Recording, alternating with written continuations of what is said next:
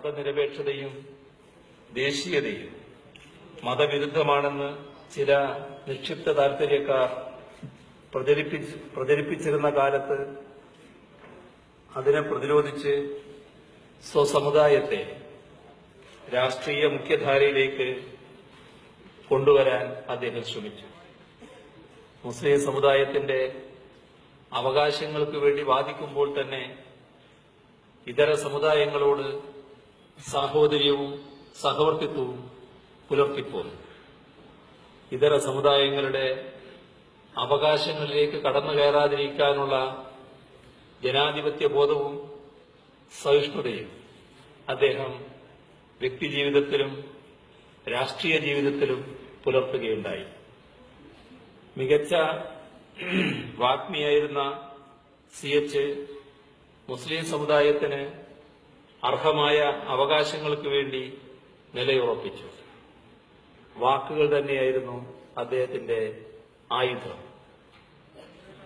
അവകാശങ്ങൾക്ക് വേണ്ടി പോരാടാൻ മറ്റായുധങ്ങളൊന്നും അദ്ദേഹത്തിന് ആവശ്യമുണ്ടായിരുന്നില്ല.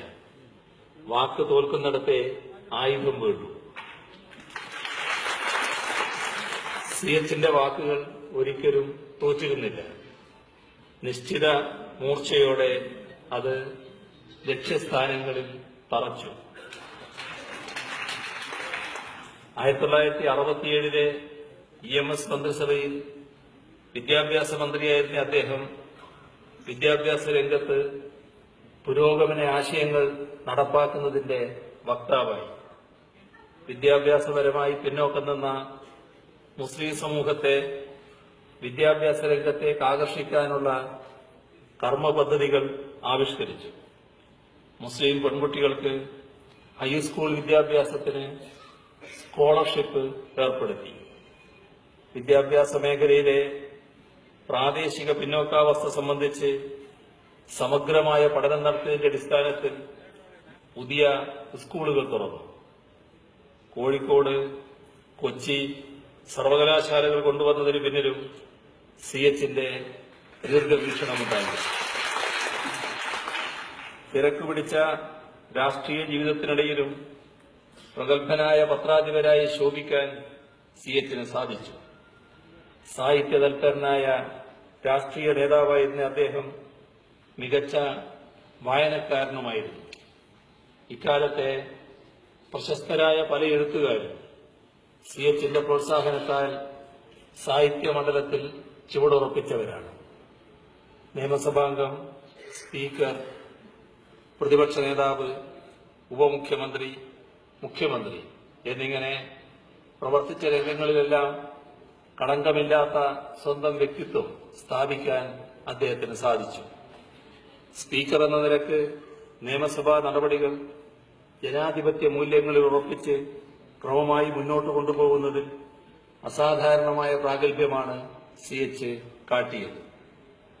ഏതൊക്കെ മേഖലകളിൽ പ്രവർത്തിച്ചോ ആ മേഖലകളിലൊക്കെ മികവാർന്ന വ്യക്തിത്വത്തിന്റെ മുദ്ര പതിപ്പിക്കാൻ CHന് കഴിഞ്ഞിരുന്നു.